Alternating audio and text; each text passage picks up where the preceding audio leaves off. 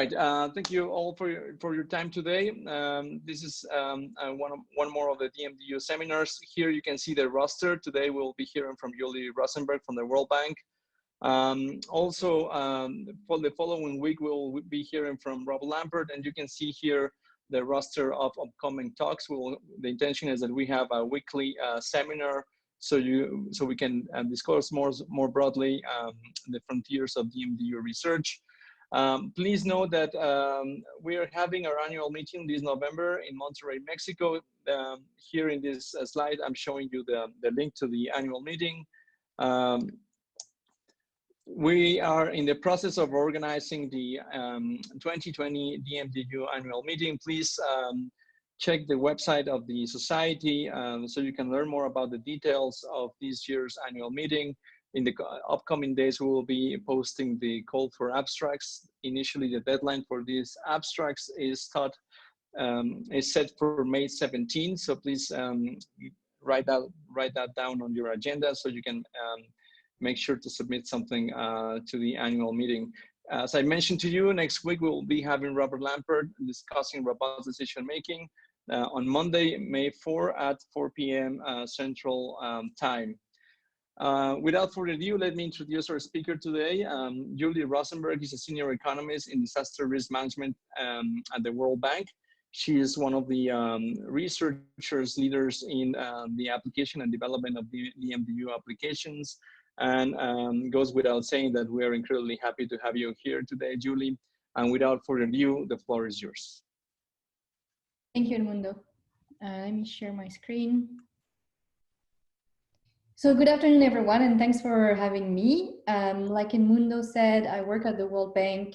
I've been working there for more than 6 years now, and I was initially hired to help mainstream or at least use DMDU methods in the work that the World Bank does. So the World Bank, for those of you who are not very familiar with the institution, works with governments in low and middle income countries. And we support governments through loans, but also through technical assistance. And we work with them on developing policy and a lot of infrastructure investments. So DMDU methods make a lot of sense in this context because good development policy is challenging for many reasons. One of them being the very rapid changes that you see in some low and middle income countries because of shifts in demographics, migrations, but also the built environment changes very rapidly. And so it's important in that context to make sure we're not creating huge vulnerabilities in the future. Of course, there's also a lot of competing priorities between stakeholders. One example is conservation and protection of biodiversity versus rapid expansion spatially of economic activities. And then there's a lot of deep uncertainties involved in the decisions. The one for which I came to the World Bank was climate change, of course, because this is what my expertise was on. But there's a lot of other deep uncertainties that need to be considered. There are socioeconomic uncertainties, and right now we've seen that events like pandemics also have a huge impact on development policy.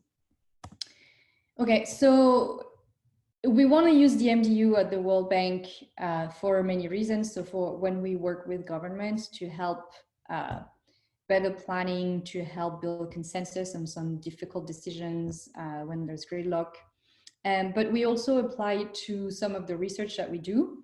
And I'm going to start with this in my presentation. We do some research for global reports that we publish regularly. And in 2015, we did a study on the impacts of climate change on poverty. And I used DMDU in the modeling approach that I did for this report. So I'm going to present this. And then, of course, we also want to use DMDU methods for the projects that we finance and the policies that we finance. And so on this, I'm going to present an example of how we use DMDU for prioritizing projects and for the economic analysis of infrastructure projects. The report that I was mentioning is called Shockwaves, and it's it was the World Bank contribution to the Paris negotiations in 2015, and it was the first time that we were bringing together all the literature on the impacts of climate change on poverty. At the time, most of the literature that existed was looking at the impacts of climate change on GDP, and then sometimes using a link between GDP and poverty to translate those impacts. But if you look at how GDP is distributed in the world, and that those percentages are from 2016, so it might have changed a little bit, but you see that looking at the impact on GDP really hides what's happening to poor countries and poor people. So we wanted to take a completely different approach. And instead, we looked at climate change from a household perspective and from a poverty perspective. So we did that through two innovations. One is using a microsimulation model to model the impact of climate change directly on households instead of going through GDP. And the second innovation is to systematically explore the uncertainty pertaining to future demographic and socioeconomic changes. Because if we want to look at climate change impacts on poverty, we need to project people into the future, we need to project poverty into the future. And depending on the assumptions that we make, climate change impacts can be very different. What you see on those two pictures, for example, if a lot of people are still living in informal neighborhoods with very poor access to basic infrastructure services, high vulnerability to disasters, the impacts of climate change will be much worse than if people are living in new neighborhoods protected against disasters. So there are lots of variables that we had to take into account when we projected poverty in 2030. These variables include structural change. For example, a lot of countries are shifting from an economy based on agriculture to more services and manufacturing. There's productivity growth, there are big demographic changes, and of course, all of this impact on poverty also depends on the existence of social safety nets and redistribution policy. So all of this and how all of these parameters will change by 2030, we want to be able to model. So we took the micro simulation model. We identified 12 parameters that we thought were deeply uncertain for projecting people in 2030. And for each country, we identified reasonable boundaries for these parameters. And we generated hundreds of scenarios by randomly combining assumptions on these parameters. So using the model, then we ended up with those hundreds of scenarios that you can see here for Sierra Leone as an example, where on the x-axis is the outcome of the model in terms of economic growth. So here it's consumption growth between the base year in 2030, and the y-axis is the average income of the bottom 20%, which is a proxy for poverty. And each of those circles in this graph is one scenario. So you can see there's some correlation between economic growth and poverty reduction, but that correlation is not perfect. And you can find some scenarios that have high economic growth, but also very high poverty. Now, what's interesting and very useful with DMDU approaches is identifying what are the conditions that will make you end up in a world with a lot of poverty or low poverty, high economic growth. And in the case of Sierra Leone, one of the main drivers was the demographic scenario. And you can see here that in all the scenarios that have high population growth and lower education levels, the poverty level are always the highest. So we did that systematically for all countries using sophisticated algorithms, and we identified the main drivers of poverty reduction by 2030. And what you see on this map is that the main drivers of poverty reduction depends on the context and on the country. The countries in purple here are very low income countries usually, and poverty reduction by 2030 is driven a lot by assumptions on population. But then if you take the countries in red, like China, Mexico, Brazil, they're more middle income countries, and there what matters are redistribution policies and social safety net. It means that those countries are rich enough to redistribute their way out of extreme poverty. Yeah, so maybe something I need to specify is that when I talk about poverty, I'm talking about extreme poverty, who are the number of people living below $1.90 per day. Now you can also see that some countries like Ethiopia or Vietnam really depend on the agriculture sector, and poverty reduction in 2030 depends on what's happening to agriculture productivity. So based on these main drivers that we had identified, and so here I'm showing the one main driver, but usually it's also a combination of parameters that will lead you to a scenario with low poverty or high poverty in 2030. So we identified those combinations of parameters and we used them to build two global scenarios. One very optimistic scenario that we call prosperity. That's the scenario in which there's high economic growth, eradication of extreme poverty in 2030, which is one of the objectives of the international community and the World Bank, reduction in inequality, and increased access to basic services. And then we built another scenario that we called the poverty scenario, which still has some economic growth and some poverty reduction, but much slower than the prosperity scenario, which means that by 2030, we don't reach this international goal of eradication of extreme poverty. So we take these two scenarios and we add climate change impacts in each of them. And to model climate change impacts, we model them through 4 channels. One is agriculture prices and revenues for farmers. One is the increased impacts of natural disasters. One is increased costs of health services because of increased stunting, malaria, and diarrhea. And then the temperature impacts on labor productivity. So we model climate change impacts by 2030, which means that they're still pretty low compared to what they could be in the future. But we start to see some impacts in 2030. And what we find actually from modeling these impacts in all the baseline scenarios is that the most important channels are through agriculture prices and through health costs, which are things that are going to be worse and worse over time. So now if I show you the results at the global level in terms of the poverty impacts, we find that in the prosperity scenario, which is the scenario in which we manage to eradicate extreme poverty by 2030, the impacts of climate change are relatively small. It's 16 million people pushed back into extreme poverty in 2030 because of climate change impacts, and they're mostly concentrated in a few very poor countries in sub-Saharan Africa. Which means that good development policy that can pull people out of poverty in the next 10 years would prevent most of the impacts of climate change on poverty.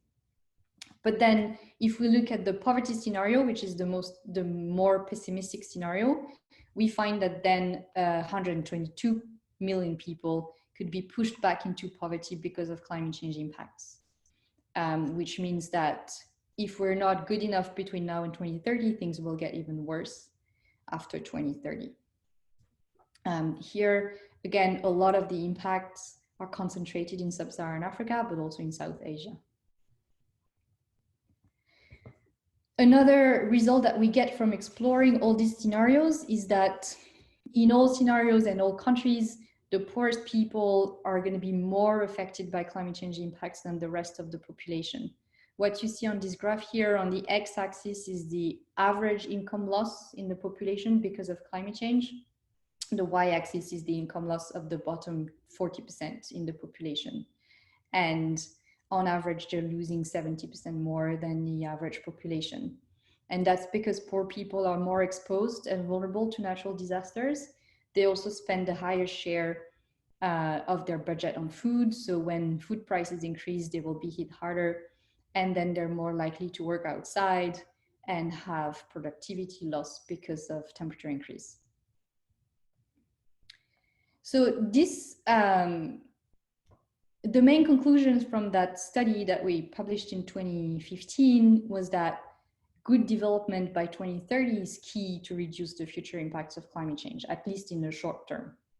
And that if you focus on getting people access to infrastructure services, access to healthcare, getting them out of informal jobs and neighborhoods, then climate change wouldn't be too bad. Of course, impacts are likely to be higher after 2030, so there's also a need for specific adaptation policies.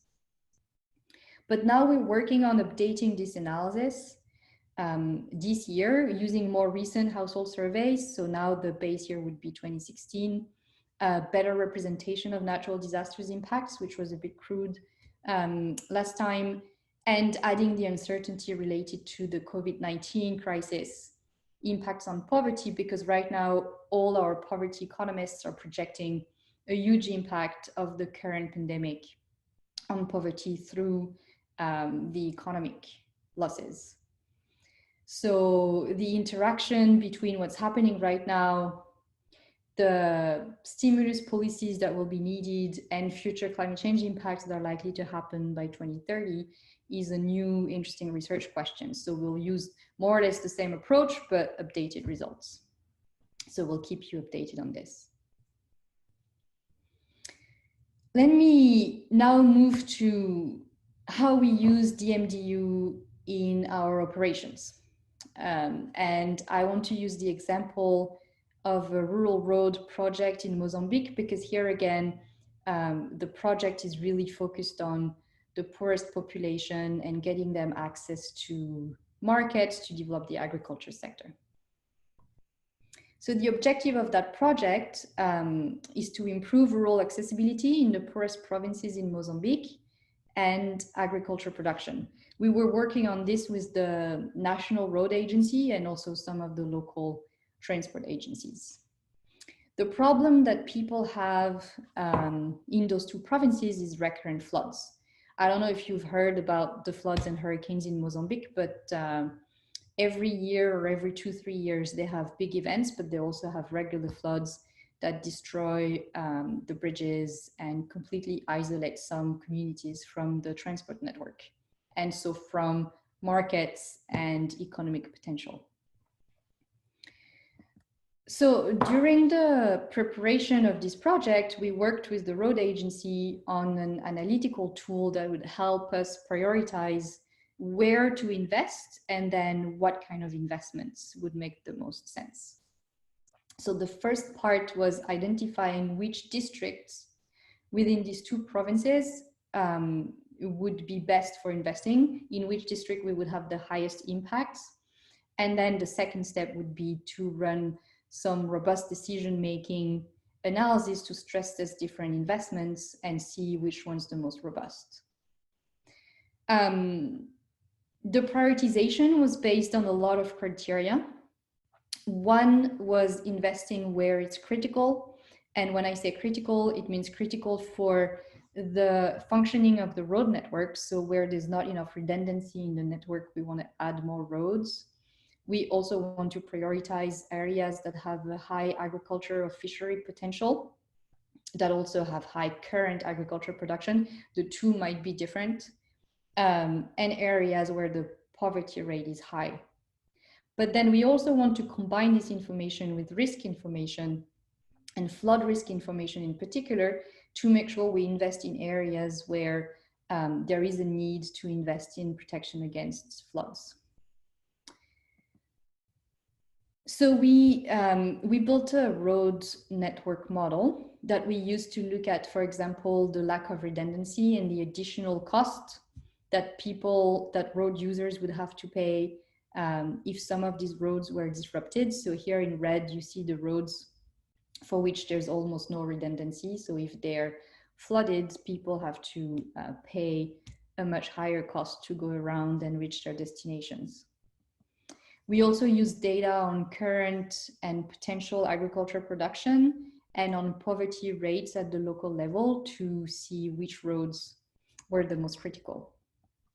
And then for risk, we overlaid the road network with flood maps for current, and past rainfall events, but also taking into account future climate change impacts on the intensity and frequency of those floods. The risk is calculated as the expected damage to the infrastructure. So we combined criticality and risk and came up with a prioritization of all those different districts, which are the ones in red on this map. Now that we had prioritized the district, we wanted to know, okay, which are the most robust investments that we can do in those chosen districts. And here we use the economic analysis of the project to help us select the best investments. I'm insisting on this point because the way these things usually work is that we agree with the local agency or with the governments on which investments are best, and then we do an economic analysis at the end just to check that the benefits are actually going to be higher than the costs.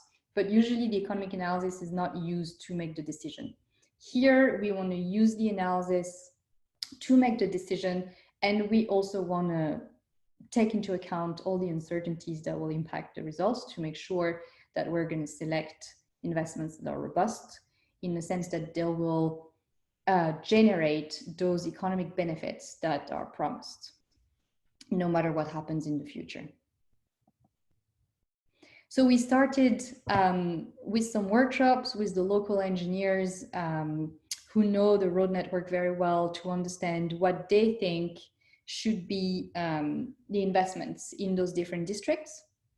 And they selected combinations of investments within the budget that we had. And so they gave us for each district between 5 and 10 different combinations of investments that they would like to see ideally to improve the road network. Now, for each of these combinations of investments, we did this cost benefit analysis under uncertainty.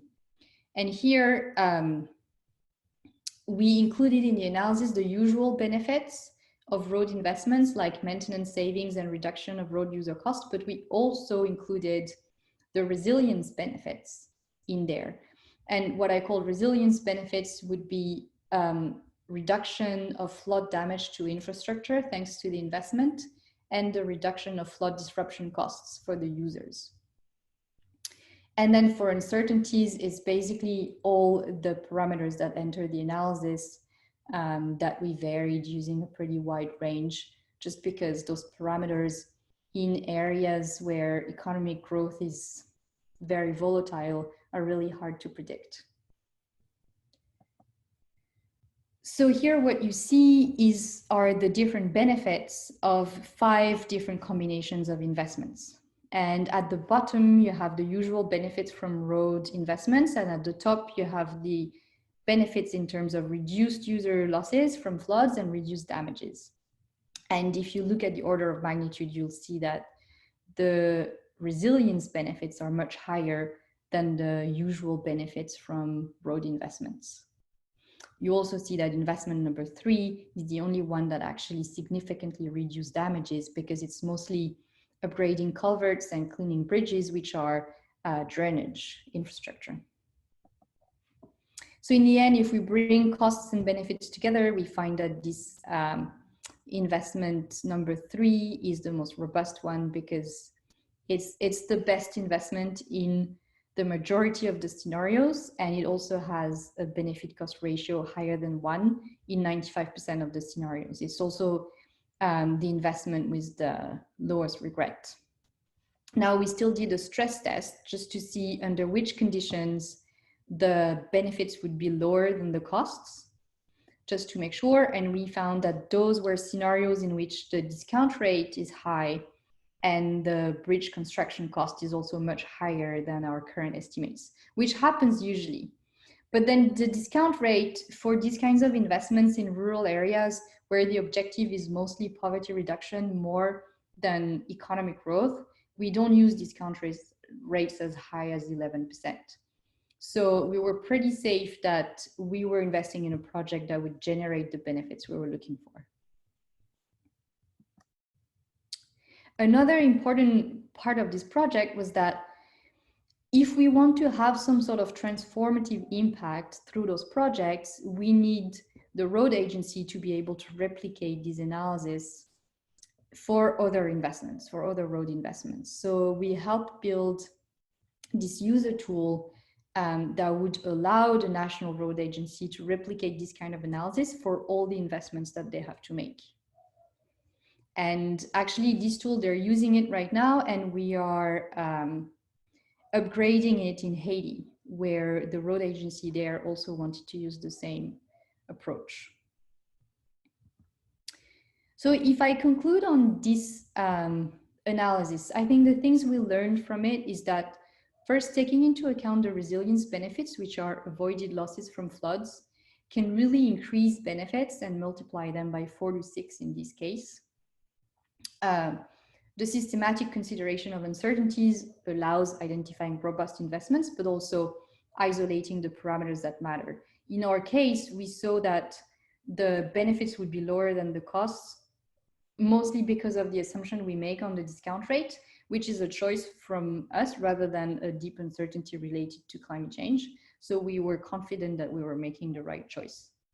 And then maybe I didn't mention it enough, but stakeholder engagement was key through the whole process. So we worked with the road agency and with local farmers and stakeholders from the beginning to the end of this. The whole process for the prioritization and the robust decision making took a bit more than a year. And we had maybe 2 or 3 or 4 workshops during that process. I think the main challenge here is making sure that the lessons learned from the process will stay with the road agency and not just with the World Bank, because that's quite a big investment on our side. We don't have a lot of people who know how to do all of these and this approach. And so it's great if then the road agency can actually replicate it themselves without us being there.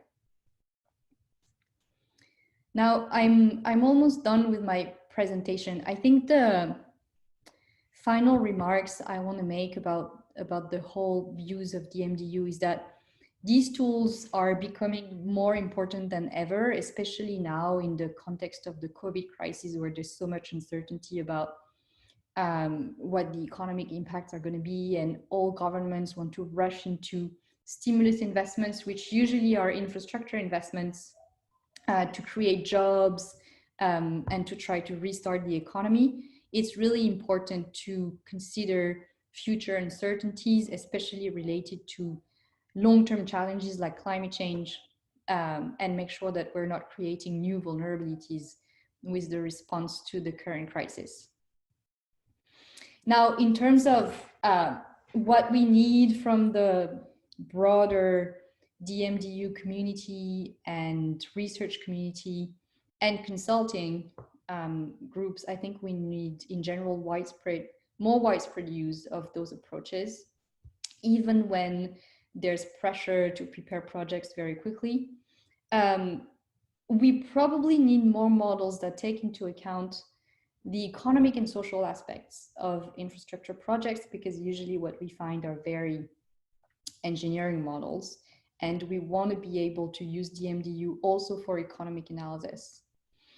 But finally, I also think we need more qualitative approaches in this idea that we need to go fast. And sometimes, especially right now, the World Bank is trying to lend and give a lot of money to governments for them to respond to the crisis. And it would be good to have quick approaches that allow governments and utilities to think a little bit about future uncertainty.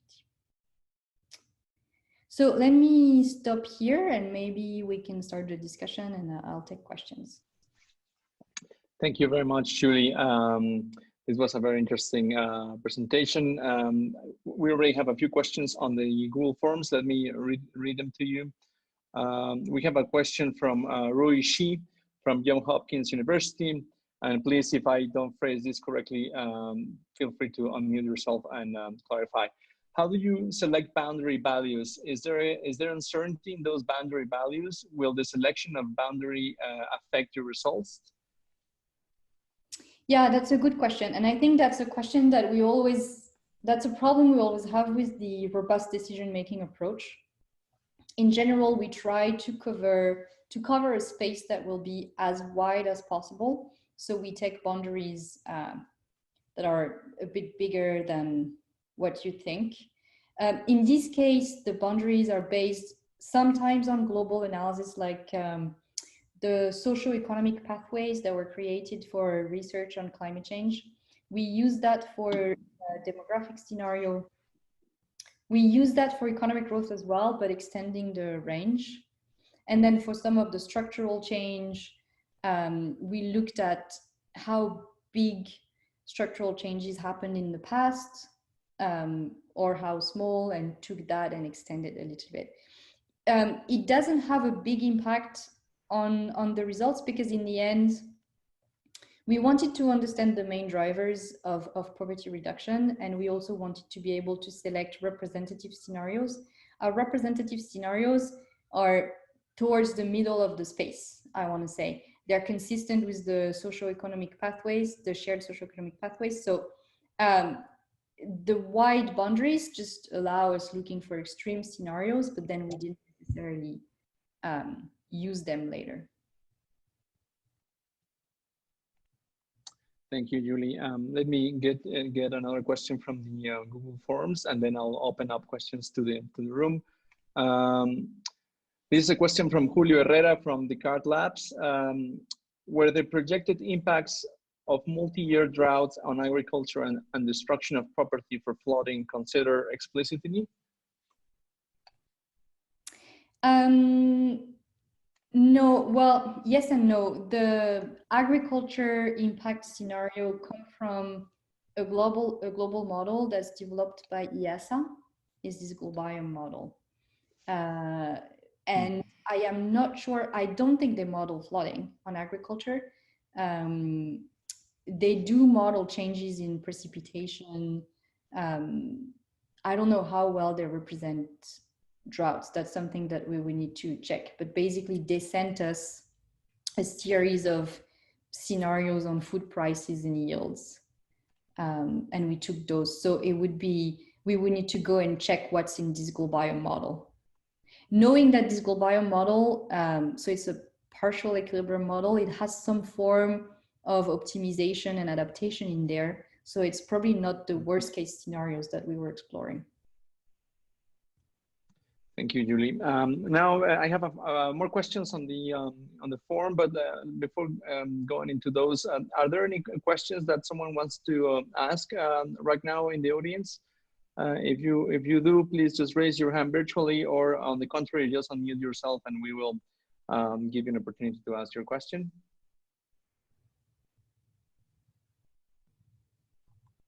It seems no. Let me just read another question from the forum. This a question from Flannery Dolan from Tufts University. Could you talk a little bit more about what goes into the determination of the discount rate in rural projects? Wouldn't these also be a source of uncertainty? Yes, it is a source of uncertainty, which is why we actually, in our scenarios, we use discount rates that are between 3 and 12%. The guidance that we have for discount rates for economic analysis is to use the Ramsey formula. So it has a pure preference for present, and it's based on expected economic growth in the country or in the area. Knowing that here we are in a very poor area, and the objective is primarily poverty reduction, usually we use smaller discount rates. But then you always have people who say, no, but I want a 12% discount rate. So that's why we use this range. And we found that the project would be profitable for any discount rate below 11%. So, which was good because we were never going to use 12% anyways. So that's a good point. Like actually, because people usually argue on discount rate, you treat it as an uncertainty, and then you show that whatever rate you choose between 0 and 11, your project's going to be profitable. So you don't even need to agree on one. Thank you, Julie. Let me get you another question here. This is a question from Rafael Mostert from Leiden University. How do externalities such as conflict-related damages and refugees enter into the poverty models of the World Bank? In this case, it did not. It is something that is on our radar and that we want to eventually be able to model, but in the shockwaves analysis, it's not. So it's just the 4 channels that are presented. Okay, thank you, Julie. Let me just stop here and see if, does anyone wants to ask your question directly to Julie? Just you can raise your hand virtually or unmute yourselves, and we will give you the opportunity to do so.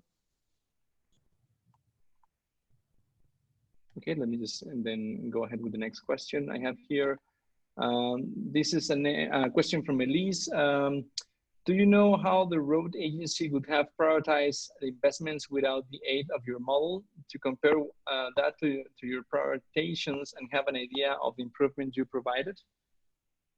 Yes, so the usual method that is used and that is still being used in most cases is to have a big stakeholder workshop and ask people to agree on where it's going to be and what it's going to be, more or less. Here, the advantage of the prioritization tool that was looking explicitly at all these different aspects was that when people were not happy about a district, we could discuss about why they were not happy, right? And if they thought that their district should be prioritized, we could look at, okay, how does it score according to all these aspects? And let's discuss whether or not it's reasonable to prioritize it. So it brings evidence into the discussion, which usually is just qualitative and it's just people fighting over where the investment's going to be. And most people participating in those workshops were actually very happy with the process. What was really interesting is that the first time we went with the first results, they could immediately spot some errors in the model because some districts were not prioritized even though they should be. And we went back to the model and realized that in our road network, some roads were connected even though in reality they should not be connected, which changed our whole results on redundancy and then prioritized that district. So it's really a back and forth between discussing with people and going back to the model until eventually we agree on something that everyone's happy with. Thank you, Julie. I have another question here from Eduardo Borgogne from the UN Food and Agriculture Agency. The question is, do you have examples of DMDU approaches applied to irrigation planning? How do you prevent politics from getting into the way in which scenarios are defined? That's a good question. No, I don't really have an example of this. So far, all the projects I've been involved with were with technical agencies, so water utilities, road agencies. It was never really at the political level. So it would be an interesting exercise, but not really something I can comment on right now. Thank you, Julie.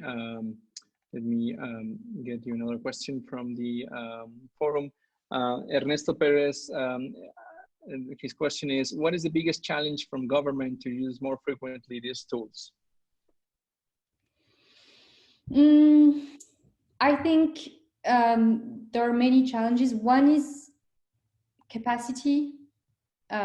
Just the fact that in some governments, there are very few technical people who know where and how to use these tools.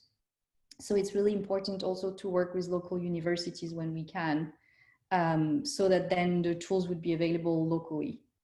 That's something that we're trying to do in South Africa, for example, at the moment, working with local think tanks.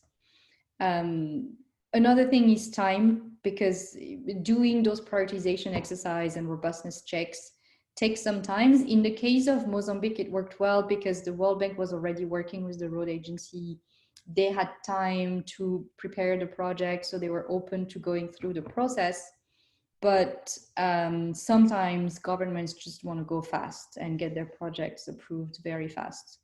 In this case, yeah, it would be good to have some streamlined approaches to DMDU to be able to do it faster while keeping the stakeholder engagement, which is always challenging. Thank you, Julie. I have a couple more questions that are actually very interestingly related. Let's start with Steve Pai. He is asking, are the groups, countries you have been working with who have picked up DMDU methods and models, or those expertise mainly reside at the World Bank? Sorry, can you repeat the question? Yeah, so it's the question is, are there groups or countries that you know, basically have this expertise, DMDU methods and models, or these expertise mainly resides at the World Bank? Good question. I think so. The Inter-American Development Bank also is trying to use these methods now, and I think there's going to be a presentation in this seminary in a few weeks. I would say, unfortunately, that the expertise resides a little bit at the World Bank, and it's not that many of us, and in universities with which we've worked. There are the water agencies we've worked with and the road agencies we've worked with now also have the expertise, but it's going pretty slowly. I think one way to go faster would be to also try to involve the consulting firm that do all those feasibility studies for those big infrastructure investments, because they're involved in a lot more projects, and they would probably have the technical capacity to also run those approaches. Thank you, Julie. And the other related question I have here in the Google form is, what is your experience on the hurdles and challenges in mainstreaming DMDU methods in the World Bank? How far is the uptake of DMDU methods in the World Bank outside from people from the DMDU community? I think it's growing. I think at the beginning it was very challenging because people saw this as an additional complexity. They were afraid by the idea of having models and running a lot of scenarios. I think that now that we have a lot of successful pilot studies, there's more interest, but we're still missing a little bit the technical capacity to implement it at a larger scale. I guess some sectors are much more advanced than others, like the water sector is very advanced. In transport, there is some, I mean, through this Mozambique project and others, there's been a lot of interest growing. In general, there are more and more requests from donors and from the international community to have more resilient investment and to prove that the investments that we're making are resilient. So we're actually developing right now a resilience rating system that is going to rate all the World Bank operations according to the resilience. And we're still working on it because it's challenging, but some of it will be based on whether or not DMDU approaches have been applied. So that should be a pretty good incentive for teams to look a bit more closely at what it entails. Thank you, Julie. I have another question here from Lance Manuel from the University of Texas at Austin. Can you say a little bit more about what are the main features of the resilience planning tool and what level of information is needed? So, like I said, we're still working on it, so it's a bit unclear. And it's also a project that is in collaboration with other multilateral development banks, so it takes quite some time. The idea would be to rate projects according to two dimensions of resilience. One is the resilience of the project itself. So will the infrastructure just deliver the services it's supposed to deliver, whatever happens, in particular on the climate change side. But then another one is the resilience that can be built in communities through the project. If a bridge is actually creating a connection between a very vulnerable community and another place, then we are also building the resilience of that community through that bridge. So we want to capture the two aspects, which means that we need to show quantitatively, at least for the resilience of the project, that it will deliver its benefits along the lifetime of the projects, but then we also need data to show that we'll build resilience of the community, and that's a bit more challenging in terms of analysis. That's why I'm saying I think we need more also models and approaches that allow us to take into account the human dimensions of those projects. Thank you, Julie. Just before we leave, are there any, that was basically all the questions in the Google Forms. Does anyone want to ask a question in the remaining minutes we have for the seminar? Please just unmute yourselves or raise your hand. Okay, we have a question from Stephen Avis. So please go ahead, Stephen. Yes, I was wondering if, as people move out of poverty, if there is a change in their diet that creates additional health outcomes that the World Bank would then take a look at as people move to a more meat-based diet from a plant-based diet. Well, yes, there's definitely a change in diet as people move out of poverty. They get more, usually first they get more fruits and vegetables and vitamins, so which is good for health. On the meat side, yes, I guess I don't have it. I guess it depends at which level of income, but there's definitely an increase in meat consumption as people get out of poverty. And that's another aspect of sustainability that we need to be looking at. So we're no longer in the eradication of extreme poverty, but we're in the realm of how do we then get to economic prosperity while being sustainable and limiting emissions and land use from agriculture. Thank you. Thank you very much, Julie. If I may, I'd like to ask you a question. At the end of your presentation, you make this, reflection on how we can accelerate DMDU analysis. And I think I was wondering if you could, give us a little bit more of your thoughts there. Do you think that with all these case studies, perhaps there's some general wisdom that is emerging that can be used to, develop the right intuition when it comes to, quick and dirty advice? What are your thoughts? It's difficult. I think universities and education have a big role to play because it's mostly the way of looking at the problem that matters.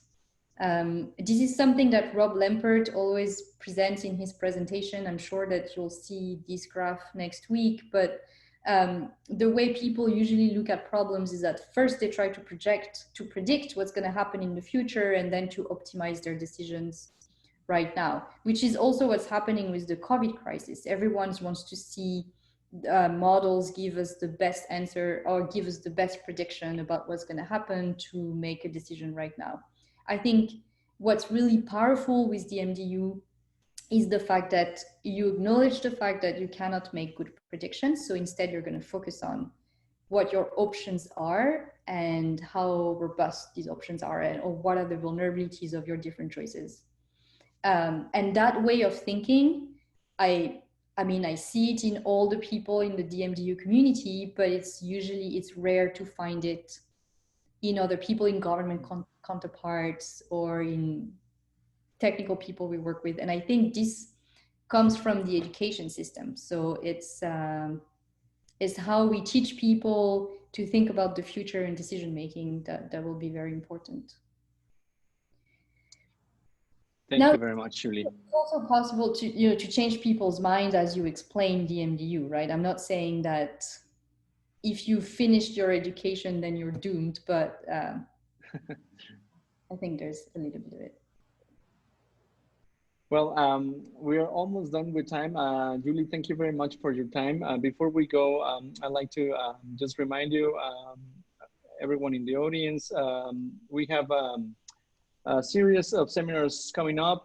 Next week, as Julie mentioned, we'll have Rob Lampert from the RAND Corporation. He will talk about robot decision making. Please visit the website of the annual meeting. We will be publishing soon the call for abstracts. Make sure you submit your work. We are looking forward to receiving your proposals. And as I mentioned, and Julie mentioned as well, next week we will have Rob Lampert. Julie, thank you very much for your time. This was really interesting stuff. We will be hearing from you soon, and definitely looking forward to seeing your work in November. Thank you everyone else for your time. It was a pleasure to have you, and it was a very interesting and dynamic session of questions.